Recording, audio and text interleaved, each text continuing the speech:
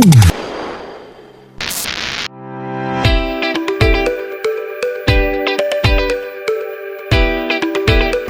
secara substantif dengan tahanan kita nggak ada, cuma hanya memastikan kondisi mereka saja.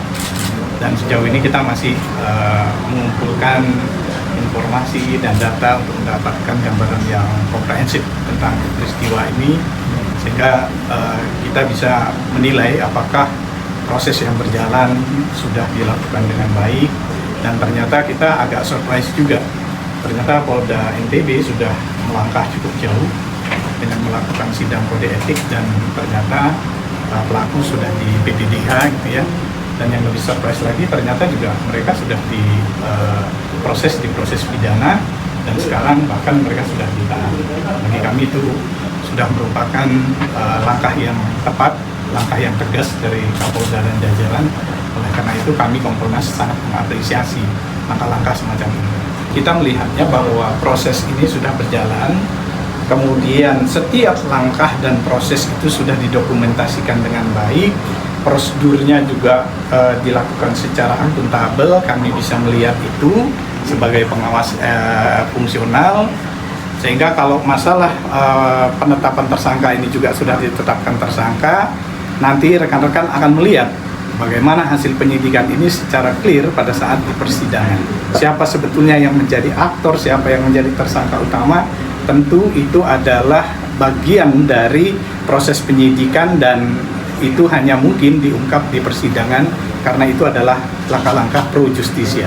Tentu kita ada beberapa atensi, tapi itu juga masih bagian dari kegiatan penyidikan yang dilakukan oleh Polda NTB, sehingga kami tidak bisa mengungkapkan secara teknis. Tapi kami mendorong agar bukti-bukti yang dikumpulkan itu lebih cermat lagi, lebih firm lagi, kemudian disisir ulang, sehingga kita dapat memastikan bahwa proses ini nanti akan sampai kepada pengadilan tanpa ada hambatan.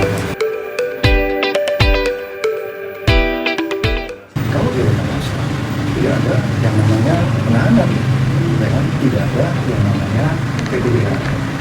Ya kan?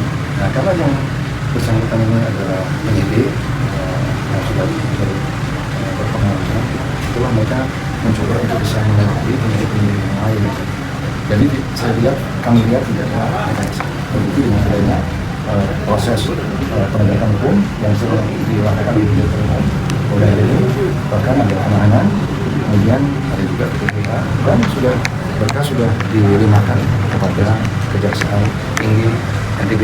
Nah, tinggal menunggu petunjuk dari jaksa penuntut umum. Seperti apa, kalau memang diterima langsung kita keluarkan. Tapi kalau memang belum, nanti akan ada beberapa petunjuk dari jaksa penuntut umum, nanti akan berbaiki. Justice kolaborator itu kan dalam aturan kan, yang pertama dia kan juga bukan pelaku utama. Ya. Nah, yang paling penting adalah rekomendasi dari penyidik. Ya, apakah bisa dijadikan justice kolaborator?